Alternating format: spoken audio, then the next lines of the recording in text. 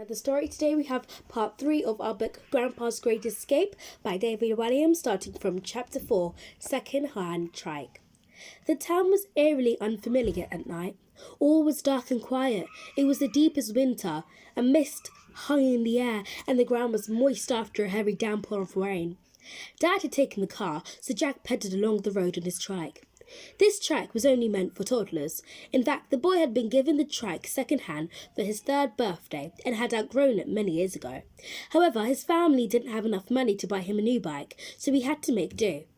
Mum stood on the back holding onto his shoulders. If any of his classmates from school had seen him giving his mother a lift on his trike, Jack knew he had to go and live alone in a dark and distant cave for all eternity.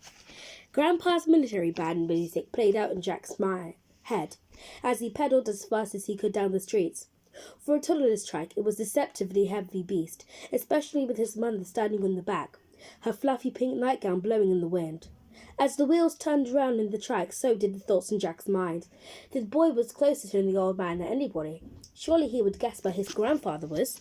Without seeing another soul on the way, the pair finally arrived at the town square. A pathetic sight greeted them. Dad was in his pyjamas and dressing gown, hunched over the steering wheel of the family's little brown car. Even from a distance, Jack could see the poor man couldn't take much more of this. Grandpa had gone missing from the flat 7 times in the past couple of months. When he heard the trike approach, Dad sat up in his seat. Jack's father was wiry and pale. He wore glasses and looked older than his was. His son often wondered whether being married to Mum had added a few years to the poor tramp. With the sleeve of his dressing gown, Dad wiped his eyes. It was clear he had been crying. Jack's father was an accountant. He spent all day doing long, boring sums and didn't find it easy to express his feelings. Instead, he would bottle things up.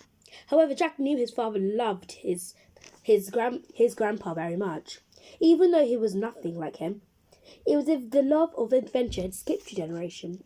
The old man's head was in the clouds, while his son's head was buried in a book of figures. "Are you all right, Dad?" asked the boy, breathless from pedalling. As his dad run down the window to talk to them, the handle came off in his hand.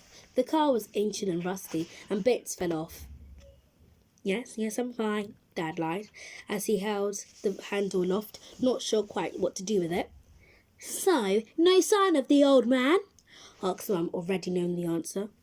"No," replied Dad softly. He turned away from them and stared straight ahead to hide how upset he was. "I've looked all over town for him for the past few hours." "Did you look in the park?" asked Jack. "Yes." "The railway station?"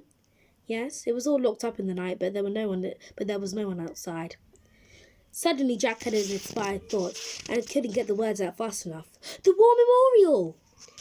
The man returned his gaze to his son and shook his head sorrowfully. "That's the first place I looked." "Well, that's in then," announced Mum. "Let's call it the night. Let's call the police. They can stay out night looking for him. I'm going back to bed. We have a big promotion on our Wednesday down at the cheese counter tomorrow, and I need to look my best." "No!" said Jack. From secretly listening to his parents' conversations about Grandpa at night, the boy knew this could spell disaster.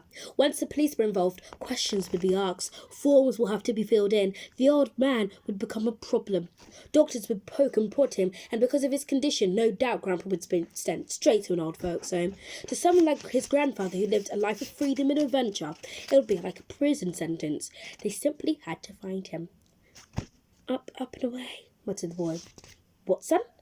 replied Dad, mystified. "That's what Grandpa always says when we're having an adventure. Up and away." "So?" demanded Mum. She rolled her eyes and sighed at the same time. Double whammy. "So?" replied Jack. "I bet that's where Grandpa is. High up somewhere." The boy thought long and hard which was the tallest building in the town. After a moment, it dawned on him. "Follow me!" Jack exclaimed, before speeding off down the road, pedalling his trike furiously. Chapter 5. Loon in the Moon. The highest point in the town was in fact the church spire. It was something of a local landmark and could be seen from miles around. Jack had a hunch that Grandpa might have just tried to climb up there. When he'd gone missing before, he'd often been found somewhere high up, on top of a climbing frame, up a ladder, and even once on the roof of a double-decker bus. It was as if he needed to touch the sky as he once done all those years ago in an RAF pilot. As the church came into view, there was a distinctive silhouette of a man sitting on top of the spire. He was perfectly framed by the glow of the low silvery moon. For a moment, Jack saw his grandfather. He knew exactly what the old man must be doing, flying his Spitfire. At the foot of the tall church was the short vicar. Reverend Hogg had a rather obvious comb-over. What hair he had left was dyed so black it was blue. His eyes were small as penny coins, hidden behind black framed glasses. The vicar's glasses rested on his upturned piggy nose, which was forever sticking up in the air so he could look down on people. Jack's family did not go to church regularly, so the boy had only seen the vicar out and round in the local town. But once he had seen Reverend Hogg carrying a crate of expensive-looking champagne from the off-licence. On another occasion, Jack had sworn he saw the man cruising past in his brand-new Lotus Esprit sports car, puffing on the big fat cigar. Weren't vicars meant to help the poor? Jack couldn't help wondering, not lavish money on themselves. This being the middle of the night, Reverend Hogg was still wearing his bedclothes. The vicar's pyjamas and dressing gown were made of the finest silk, and he was sporting a pair of red velvet slippers, which were monogrammed COV for Church of England. Round his wrist was a chunky diamond-encrusted gold watch. He was clearly a man who had a taste for the high life. "Get down from there!" barked Reverend Hogg as the old man, just as the family ran through the graveyard. "It's my grandpa!" shouted Jack, once again breathless from having pedalled so hard on his trike. Reverend Hogg reeked of cigars, a smell the boy cannot stomach, and he instantly felt a little queasy. "Well, what on earth is he doing on my church roof?" "I'm sorry, vicar," wailed Dad. "It's my father. He gets confused." "Then he should be under lock and key. He has already dislodged some of the lid of my roof." From behind the gravestone, a gang of tough-looking men appeared. They all had shaved heads, tattoos, and teeth missing. From their overalls and spades, Jack assumed they must be gravediggers, though it seemed strange that they were digging graves in the dead of night. One of the gravediggers handed the vicar a torch, which he shone straight into the old man's eyes. "Come down this instant!" Yet still Grandpa did not respond. As usual, he was in a world of his own. "Rather steady holding on course, over," he said. Instead, it was clear he did indeed. He was being up in the skies, piloting his beloved Spitfire. "Wing commander to base, over," he went on. "What on earth is he on about?" demanded Reverend Hogg, before muttering under his breath. "The man is a complete loon." One of the gravediggers, a big burly man with a skinhead and a tattoo of a spider's web on his neck, spoke up. "Shall I fetch your air rifle, Reverend?" "A few shots should scare him down in no time." His fellow gravediggers snickered at the thought. Air rifle. The boy needed to think fast if his grandfather was going to make it down to earth safely. "No, let me try." Jack had an idea. "This is base over," he called. All the grown-ups looked up at him in disbelief. "Wing Commander Bunting, ready, really loud and clear," replied Grandpa.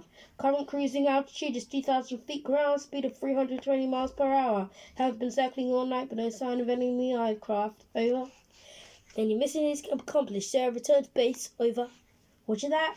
From the foot of the church, the group below looked in incredulity as the old man, still sat on the church spire, made an imaginary landing.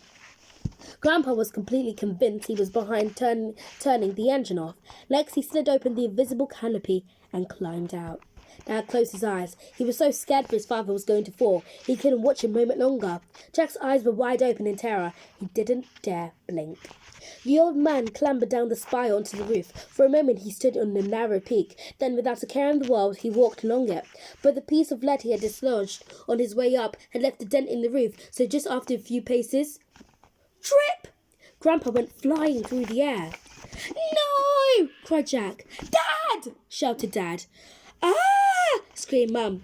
The vicar and gravediggers looked on with grim fascination. The old man slid down the roof, dislodging some more of the vicar's precious lead ties along the way. Smash, smash! As they crashed on the ground, Grandpa hurtled across the roof edge. Whoosh! But at that moment, without making a fuss, the old man managed to grab onto the guttering and came to a stop. His thin legs swayed in the night air and his slippers bumping against the stained glass window of the church. "Careful of my window!" shouted the vicar. "Hold on, Dad!" called out Jack's father. "I told you we should have got the police," added Mum unhelpfully. I have a christening at the church first thing tomorrow, exclaimed Reverend Holt. We can't be screwing bits of your grandfather off the ground all morning. Dad, called out Jack's father. Jack thought for a moment. If he didn't act fast, his poor grandpa was sure to plummet to his death. He won't respond to being called that, said the boy. Let me. Jack then protected his voice one more. Wing Commander, this is Squadron Leader. Ah, there you are, old boy, Grandpa called down from the guttering. Jack's pretend name had now become real to the old man. Grandpa believed the boy was a fellow airman. Just make your way along the aircraft's wing to your right, called out Jack. Grandpa paused for a moment before answering, Roger that. A moment later, he started shimmering his hands along the guttering. Jack's approach was utterly unexpected. Yet it worked. You had to enter Grandpa's world if you wanted to get through to him. Jack spotted a drain pipe running down the side of the church. Now, Wing Commander, you see that pole to your right? Shouted the boy. Yes, Squadron Leader. Hold on tight and slowly slide down it, sir. Both Mum and Dad gasped as they covered their mouths as Grandpa swung like an acrobat from the guttering to the pipe. For a moment all was still, but he held on to the top. However, his weight must have been too much for the pipe. Suddenly it came loose from the wall and started rapidly bending downwards. Creak went the pipe. Had Jack said the wrong thing? Was he now sending his beloved grandfather hurtling towards the ground? No! Cried the boy. And that's where we're going to leave part 3 of our book, Grandpa's Great Escape by David Williams. Please remember to subscribe, hit the notification bell on for more videos. I'll see you guys next time. Goodbye.